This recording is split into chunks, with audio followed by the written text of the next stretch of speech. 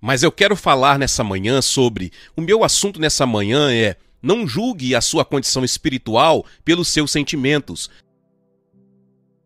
Não julgue a sua condição espiritual pelos seus sentimentos.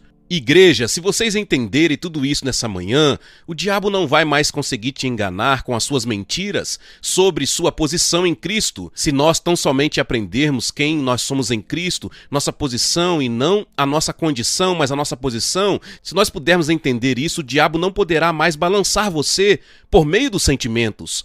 Vá para 1 Tessalonicenses, por favor. 1 Tessalonicenses, capítulo 4. Capítulo 4, versículo 1. Vamos ler apenas um versículo. 1 Tessalonicenses, capítulo 4, versículo 1.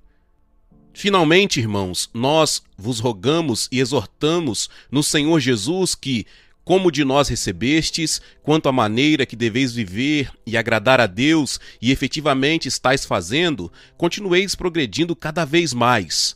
Vou ler novamente. Finalmente, irmãos, nós vos rogamos e exortamos no Senhor Jesus que, como de nós recebestes, quanto à maneira pelo qual deveis viver e agradar a Deus e efetivamente estáis fazendo, continueis progredindo mais e mais. Pai, tome essa palavra e a multiplique, aumenta-a, Senhor, e faça com que nos apropriemos através do auxílio do Espírito Santo nessa manhã, para escolher nos libertar desse pavor permanente, dos nossos sentimentos que sobem e descem, aquecem e esfriam. Ó Deus, nós queremos compreender através da palavra do Senhor e do poder do Espírito Santo a firmeza de que queres que nós tenhamos em Cristo e na palavra, a fim de que nos dias que estão por vir, quando o mundo girar fora de controle e tudo estiver fora do eixo, nós estejamos firmes, inabaláveis, para que nós não estejamos ouvindo as mentiras do diabo e não sejamos balançados e arremessados pelos ventos e pelos caminhos das trevas,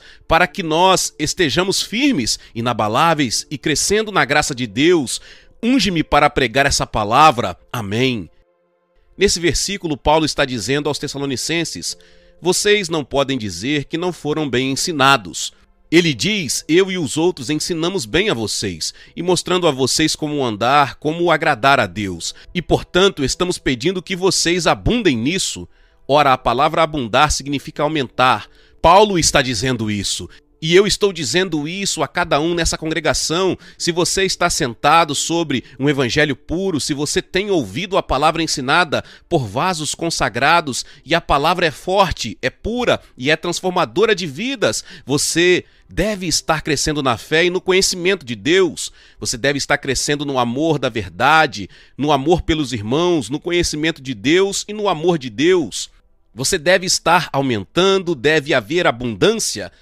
Ele disse: vocês foram bem ensinados, então nós estamos dizendo: vocês precisam abundar, vocês precisam aumentar no conhecimento, vocês têm uma fundação, nós vos ensinamos, deve haver um aumento em vocês. Paulo falou de um abundar, de um aumento em adesão, conhecimento, em amor para o ministério, em oração e o ministério dos santos e o do dar. Ele disse: você deve ter, você deve dar mais de você mesmo, do seu dinheiro, do seu tempo, dos seus talentos. Você deve estar continuamente transformado, você deve estar crescendo na graça e no conhecimento de Deus. Ora, cristãos têm sido alimentados com a palavra de Deus ou de acordo com as Escrituras, devem estar crescendo. Você poderia ir comigo para Efésios? Volte, por favor. Capítulo 4, Efésios capítulo 4. Vamos começar no versículo 11. Bem, espere até todo mundo parar de folhear. A propósito, se você está na igreja Times Square, saiba que todo mundo traz a sua Bíblia. Eu percebi que nas conferências de ministros há muitas poucas Bíblias. Você precisa vir à igreja Times Square e trazer a sua Bíblia. Se você está começando aqui nessa igreja, traga a sua Bíblia e você vai poder acompanhar. Versículo 11 diz assim: e ele mesmo concedeu uns para apóstolos, outros para profetas, outros para evangelistas e outros para pastores e mestres, com a vista ao aperfeiçoamento dos santos para o desempenho do seu serviço, para a edificação do corpo de Cristo, até que todos cheguemos à unidade da fé e do pleno conhecimento do Filho de Deus, à perfeita varonilidade e à medida da estatura da plenitude de Cristo. Ora, a palavra está dizendo que todos esses pregadores e pastores, e profetas e evangelistas e mestres, toda essa palavra que vocês têm recebido é para que vocês cheguem à unidade da fé e ao conhecimento do Filho de Deus, para ser uma pessoa madura na medida da estatura da plenitude de Cristo. Não mais um bebê, mas crescendo. Versículo 14, para que não mais sejamos como meninos, agitados de um lado para o outro e levados ao redor por todo o vento de doutrina, pela artimanha dos homens, pela astúcia com que induzem ao erro, mas seguindo a verdade em amor, cresçamos em tudo naquele que é o cabeça, Cristo, para que você cresça em Cristo e em todos os seus caminhos. Jesus disse: eu vim para que tenham vida e a tenham em abundância. Em outras palavras, um aumento constante na sua vida em todas as coisas das quais estamos falando. Jesus deu ordem à igreja de Tiatira, lembra-se? Ele disse: vocês estão crescendo, e aqui está a forma como ele estabeleceu isso. Eu conheço as suas obras e o teu amor, as tuas últimas obras mais numerosas do que as primeiras. Ele disse: vocês estão mais ativos agora, vocês estão crescendo mais do que quando vocês começaram. Deus, o próprio Jesus, deu ordem a eles.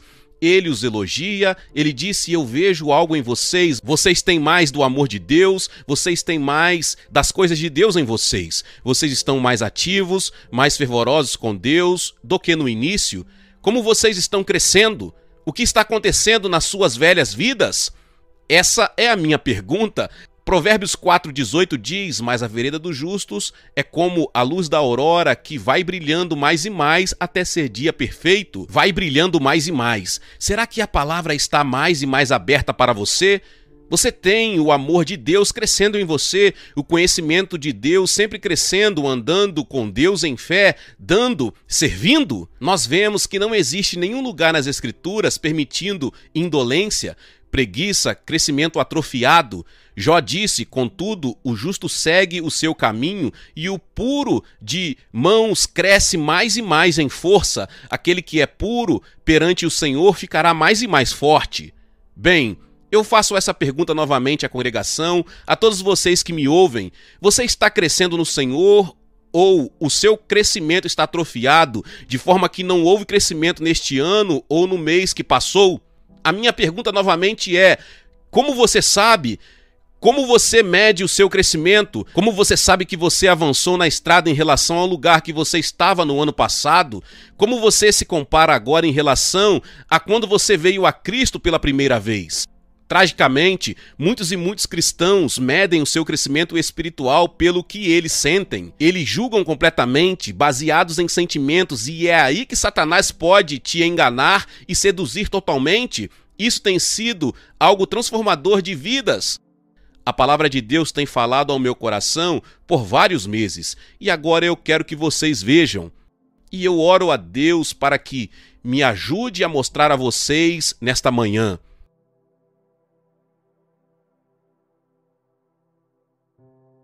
Na maior parte de nossos pedidos, nós andamos pela fé e não pelos sentimentos.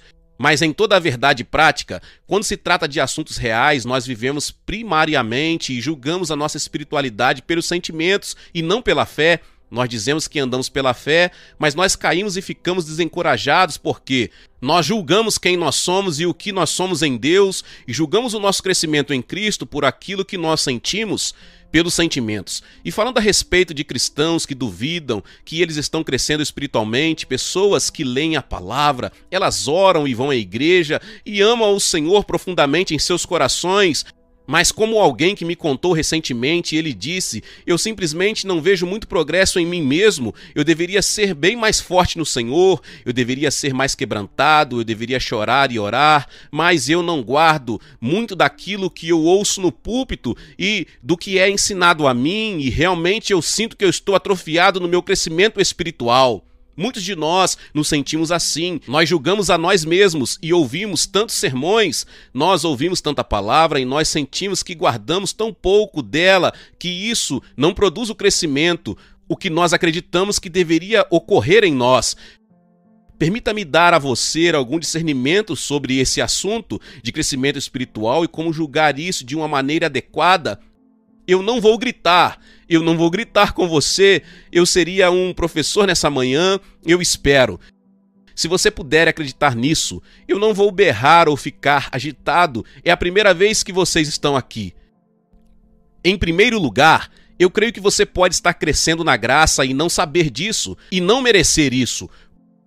Por exemplo, não precisa ir para Colossenses 2,19, Paulo fala sobre o corpo como sendo o corpo de Cristo, sendo suprido por cada junta e ligamento de seu ser a partir da cabeça, o suprimento. Bem, eu quero que você saiba que a cabeça é Cristo e ele nunca dorme, e eu quero que você saiba que ele é vida emanada. Cristo está sempre emanando, a vida que está nele, se ele não estiver concedendo, ele não está suprindo, não é vida. Vida produz vida. Se você está permanecendo em Cristo, você tem a vida fluindo em você. Eu vou te dizer algo agora. Se você tem Cristo, está permanecendo em Cristo e confia nele, e você o ama de todo o seu coração, você está crescendo até mesmo quando você está dormindo. Você pode acordar de manhã e não me importo como você se sente, não me importo quão azul você se sente, ou verde ou amarelo, ou outra cor qualquer. Isso não importa, porque existe um poder de vida em você quando você é arrancado do império das trevas e é colocado em Cristo, diz a Bíblia. Você é transportado e você é plantado como uma árvore e você é enraizado. O que as raízes fazem? Elas extraem, elas sugam a vida do solo. Bem, você foi plantado em solo bom, você foi plantado e enraizado em Cristo. É impossível estar enraizado em Cristo sem extrair vida, porque Ele é aquele que coloca a vida em você. Ele é aquele que, em outras palavras, infunde você com aquele poder de vida. Ele é vida sendo emanada, sendo dado, sempre fluindo. E Ele disse que Ele está com você através do Espírito Santo. O que? Um rio de água da vida brotando, você não bobeia isso, ele brota por si mesmo, ele flui porque você está em Cristo, é um fluxo de vida espontâneo. Cristo também é o maná, diz a Bíblia. Por que o povo de Israel não sofreu as pragas do Egito? Por que é que quando eles caminharam no deserto durante 40 anos, todos os povos ao seu redor morriam de pragas, os cananitas e os filisteus estavam morrendo de doenças que eles não conheciam? Porque eles foram conservados em vida. Deus tinha dito, eu não colocarei sobre vós as doenças do Egito. Por quê? Porque maná era a comida dos anjos e tinha todos os nutrientes para sustentar o sistema imunológico. Eles tinham nutrientes naturais fluindo. Bem, eles podem ter enjoado de comer maná burgers e de comer maná no café da manhã e de todos os tipos que livro de receitas isso daria, o livro de receitas de maná tentando temperá-lo. Mas eu digo a vocês, eles não sabiam que havia nutrientes neles e eles. Você não vê, você não sente, não existe sinais de operações naqueles nutrientes. Eu tomo vitaminas de manhã, eu tomo 10, eu tomo 12 tipos de nutrientes, de vitaminas todos os dias. Por isso eu pareço tão bem e me sinto tão bem.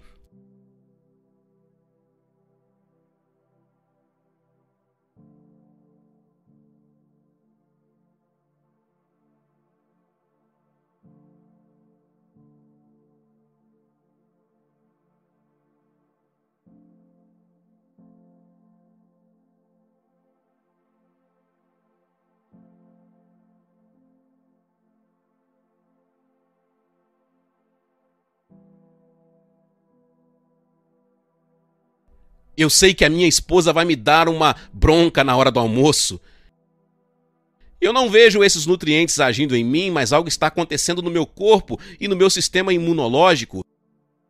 Graças a Deus, eu dou glória a Deus, desde que eu comecei a fazer isso. Eu não tenho um resfriado, eu tenho desfrutado de boa saúde na força do Senhor. Mas o Senhor me disse para tomar esses nutrientes, e é isso o que acontece quando você está plantado em Cristo. Você não pode ver, mas você está crescendo de uma forma especial, em que Deus está fortalecendo o seu sistema imunológico contra o pecado. Ele está fortalecendo o seu sistema contra a doença do pecado e todas essas coisas. E você não vê, mas Quer saber? Porque aqui agora, nesse momento, você não está pensando em filmes proibidos para menores. Por que é que você agora anda pelas ruas? Você não está pensando como todo mundo pensa? Por que é que na quinta-feira você não está pensando amanhã é dia de farra e você está andando lá e ao invés disso você diz amanhã é dia de culto? No sábado à noite, eles estão pensando em todas as coisas torpes, eles conversam sobre se embriagar e eles chamam isso de um bom momento. Eles enchem a cara à noite após noite e depois eles vão trabalhar, dizem que eu estou com dor de cabeça, mas foram bons momentos. E você anda pelas ruas no sábado e diz 3 cultos. Por quê? Porque quando você está dormindo, enquanto você está recebendo essas mensagens, ele está desenvolvendo o seu sistema imunológico e você não pensa como o mundo, você está crescendo. Pode ser que você não sinta isso e você se levanta e diga, eu me sinto desencorajado a metade do meu tempo. Eu não acredito em nenhuma palavra que o diabo está tentando me dizer. Você não está pregando como de costume, você não está tão fervoroso como de costume, você não está clamando como de costume, mas eu acredito como eu nunca acreditei antes.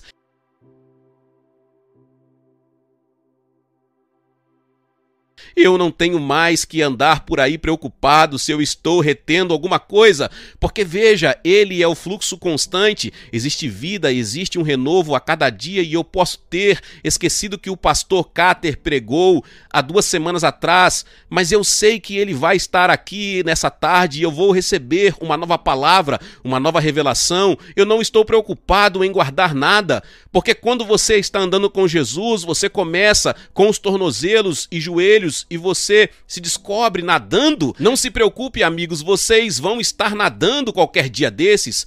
Você não tem que se preocupar e deixar o diabo inquietar você dizendo por que é que eu não guardo tudo o que eu ouço. Você também não guardou nada do que você ouviu na escola. Você não guardou nada do que você aprendeu na escola.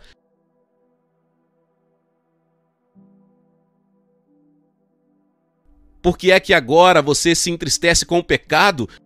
Por que é tão difícil? Por que é que quando você peca e falha, você fica triste? Você nunca ficou antes? Porque você não sabe, mas você está crescendo. Você não sente, mas você está crescendo.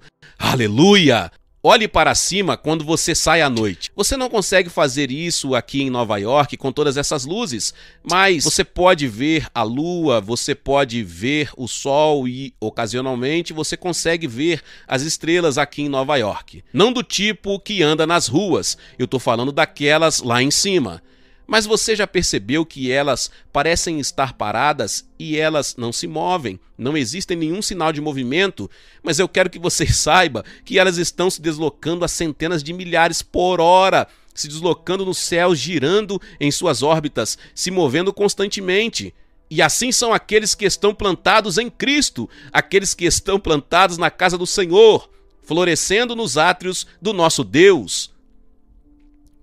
Ora, essa é uma promessa da aliança quando você está em Cristo e está simplesmente crendo na palavra dele e você diz, ele é o meu Senhor, ele é o meu Deus, ele te fez uma promessa que você vai florescer e florescer significa germinar como um broto cheio de vida. Você vai florescer e vai germinar, vai romper em vida e você vai dar fruto até na sua velhice. Alguns de vocês já estão lá, devem dizer, homem, faça isso. Quer você veja ou não, você sinta ou não, Deus fez uma promessa de aliança com todos aqueles que estão em Cristo Jesus. Você está enraizado, existe vida fluindo em você. Quer você sinta ou não, quer você perceba ou não, quer você mereça ou não, existe vida fluindo em você. Você está sendo transformado, ele disse, você vai florescer na casa do Senhor.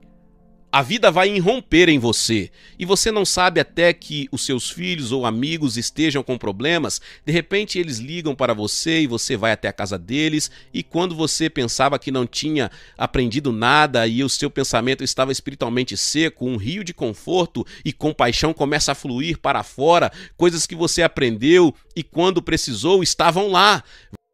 Vamos, escreva uma linha. E perceba que minha esposa, em outra noite, numa conferência de ministros em Indianópolis, eu chamei todas as mulheres à frente e os pastores sentiram um grande pesar no ambiente, muitas pessoas precisando de cura, e minha esposa não tinha se sentido bem naquele dia. Eu sei que ela não podia demonstrar ser muito espiritual por causa do que ela tinha falado para mim.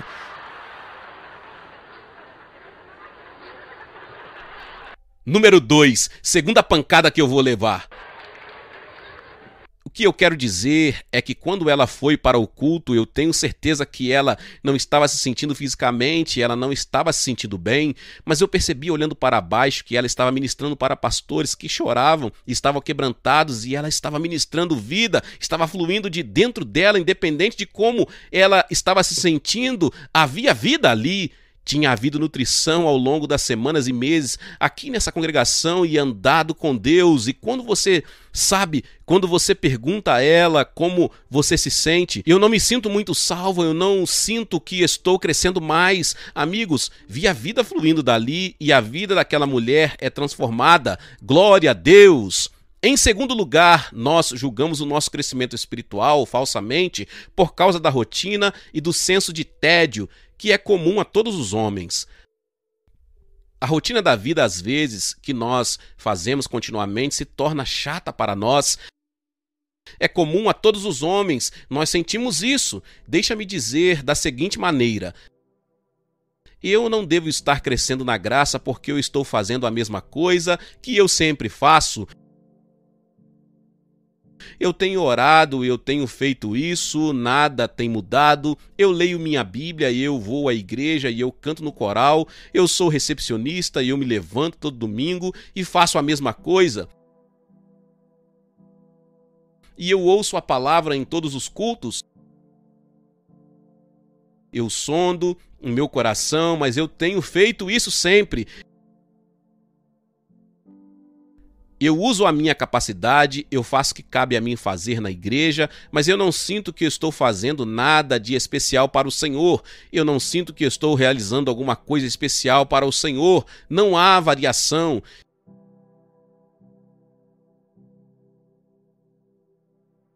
Isso é uma mentira do diabo. Isso pode levar a você à condenação e roubar de você a graça de Deus. Isso é algo que você precisa entender. Por exemplo, quando você vai para o trabalho, você se levanta, é meio que maçante, tedioso. Você tem que acordar à mesma hora todo dia. Você come o mesmo tipo de comida todo dia. Você sabe que existem milhares de restaurantes em Nova York todos os dias. Eu acabo indo bem ali onde eu como. Eu sequer li o cardápio. Eu sou muito invariável e monótono em relação à alimentação. Eu como a mesma coisa. Galinha, o frango à castelhana e vitela marsala. Eu entro no restaurante e alguém diz: eu sei. Eu ainda nem fiz o pedido, eu fico entediado, fico preso.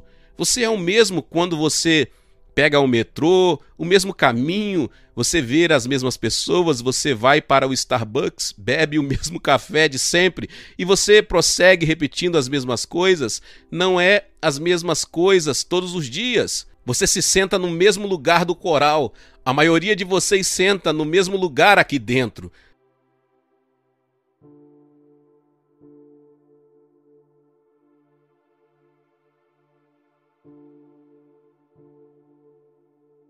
A mesma coisa enfadonha, sem marido, sem esposa. Eu não estou tentando ser persuasivo, meus irmãos.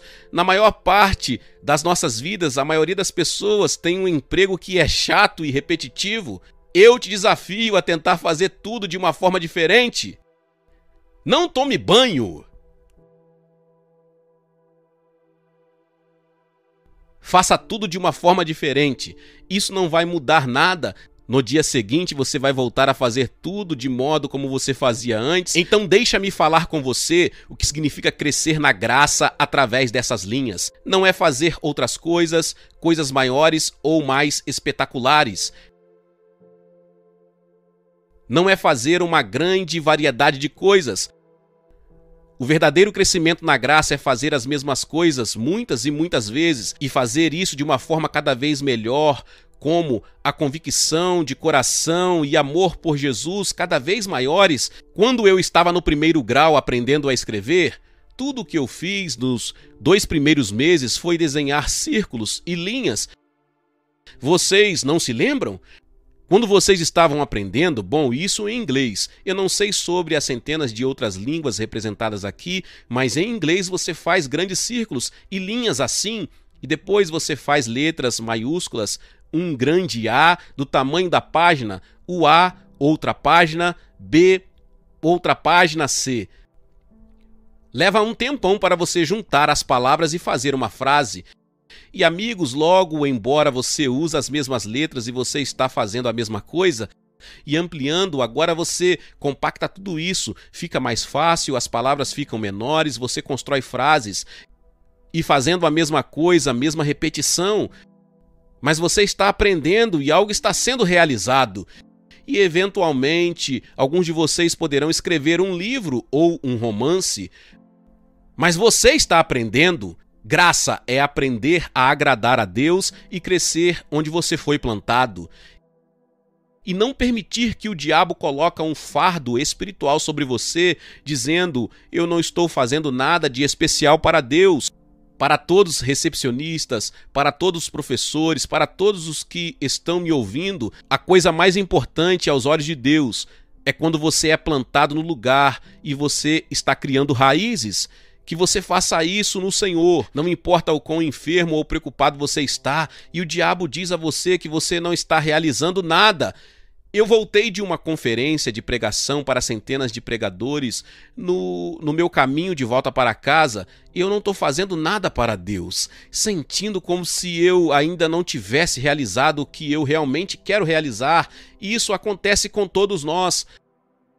Irmãos, coloque todas as suas realizações e todos os seus desejos a fazer algo para Deus, concentrados em aprender a amar a Jesus em seu coração, mais do que você jamais o amou antes, e é isso que Ele está procurando. Eu faço isso porque eu amo, eu estou plantado aqui e eu não julgo meu crescimento espiritual por meio de nenhum sentimento, repetição ou enfado. Eu não faço isso, você compreende? Glória seja dada a Deus. Você pode estar crescendo na graça sem sentir que você está progredindo porque você acha que perdeu o seu fervor e intensidade. Porque você sente que perdeu algo que você tinha quando você foi salvo. Quando eu fui salvo, disse alguém, eu fui cheio do fogo do Senhor, eu tinha uma tremenda liberdade, uma tremenda alegria e eu chorava e era tão dedicado e ficava sensibilizado e meu coração estava sempre quebrantado. Quando eu orava, eu parecia ser tão intenso e o fogo tão forte, eu testemunhava para todos no mundo, eu me sentia tão vivo. Mas agora o meu coração parece morno, frio, eu pareço morto em comparação com os meus primeiros anos, é difícil eu me sensibilizar agora, eu quase não choro, eu não creio que eu tenho aquela simples delicadeza que eu tinha anteriormente. Eu vou te dizer agora, eu quero que você ouça com atenção todas aquelas pessoas com o coração cansado que pensam dessa maneira ao julgar sua condição espiritual pela comparação com a época em que você foi salvo. Quando você é salvo, isso é algo espetacular, uma experiência maravilhosa. Há quebrantamento, choro. Bem, Deus deve amar as lágrimas porque ele as recolhe e guarda. É algo maravilhoso de se possuir, mas não é uma habilidade, não é algo que você pode invocar, é algo proveniente da obra do Espírito Santo, que geralmente vem. Essas experiências emocionais são comparadas como uma criança aprendendo a andar. Bem, eu já passei por isso com 4 filhos e 11 netos. É uma experiência maravilhosa ver o bebê dar os seus primeiros passos, especialmente andando pelo quarto. Existe muito entusiasmo naquele quarto e aquele pequeno bebê ao centro das atenções. Vamos lá, bebê. Vem, você consegue. Então você o levanta e ele se desequilibra, você segura. E eu fiz isso muitas vezes. Vamos, vamos, vamos! Vem, você consegue.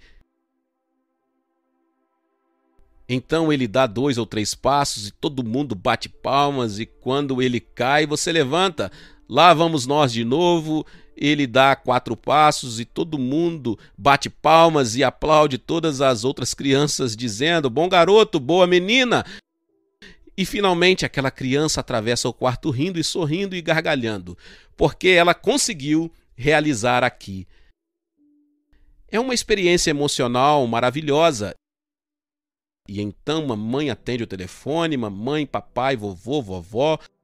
Conseguiu atravessar o quarto pela primeira vez. Agora ela está andando pela casa toda. 2 dias depois, aquela menininha está na cozinha, derrubando todos os potes e panelas em tudo que é lugar. Não há mais entusiasmo, ela não é mais o centro das atenções. Agora não é mais uma experiência emocional, é hora de disciplina.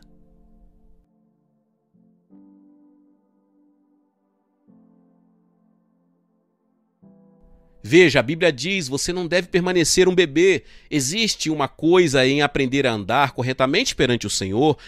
Você deve ser ensinado para que aquela criancinha seja ensinada a não sair, a atravessar a rua. Você não anda para dentro do fogo. Veja, muitas pessoas julgam a si mesmas, e eu tinha muitos tempos.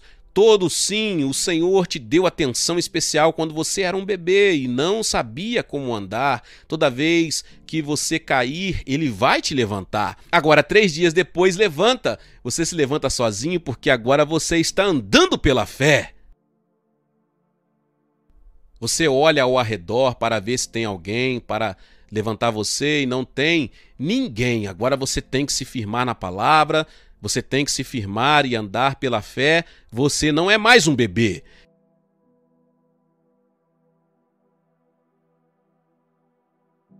Sim, é possível perder o primeiro amor, diz a Bíblia, crescer indiferente, desleixado. Existem muitos cristãos nessa condição horrível, mas Satanás tem prejudicado grandemente os cristãos, fazendo-os acreditar que eles não são bons, não são fiéis, não são retos como eles eram antes deles terem perdido algo no Senhor. Mas veja, todas as escrituras na Bíblia, elas advertem sobre a indiferença e o desleixo e a perda do primeiro amor. Todas essas escrituras não têm nada a ver com aqueles que estão totalmente plantados em Cristo e andando pela fé. Essas escrituras não se aplicam a você, porque o fato de você se preocupar com isso é uma prova de que você está crescendo. Você não estaria pensando nisso, você estaria sentado no orgulho achando que tudo está bem. Mas veja, você está preocupado com isso, pensando nisso, orando sobre isso, dizendo a Deus: eu não quero perder aquele primeiro amor. Você está preocupado com isso, mas essa preocupação é evidência de crescimento. Alguém está entendendo o que eu estou dizendo aqui? A verdade é que você está preocupado, está voltando para trás, e você examinar o seu coração em relação a estar crescendo na graça é uma evidência, mas duvidar do amor de Deus por você é um pecado terrível. E se fechar a si mesmo para que os seus sentimentos estão dizendo que você não é mais o que costumava ser, eu espero que você não seja o que costumava ser. O apóstolo Paulo disse: esquecendo-me das coisas que para trás ficam e avançando para as coisas que estão diante de mim. Esqueça o que você foi no passado, eu quero te dizer algo agora, entenda isso e entenda de bom grado. A sua posição em Cristo não tem nada a ver com lágrimas, com lamentações e com nada com o que você fez no passado em termos de obras. Porque você não é salvo por obras, você não é salvo por sentimentos fervorosos, você não é salvo por zelo, ambição. Nenhuma dessas coisas salva você. Você é salvo pela fé nas promessas da aliança do Senhor Jesus. Não é pelas obras que qualquer homem deve se gloriar. Você pode olhar para trás, para todas as obras boas que você operou e dizer: eu me sentia tão bem quando eu fiz aquilo, eu preguei,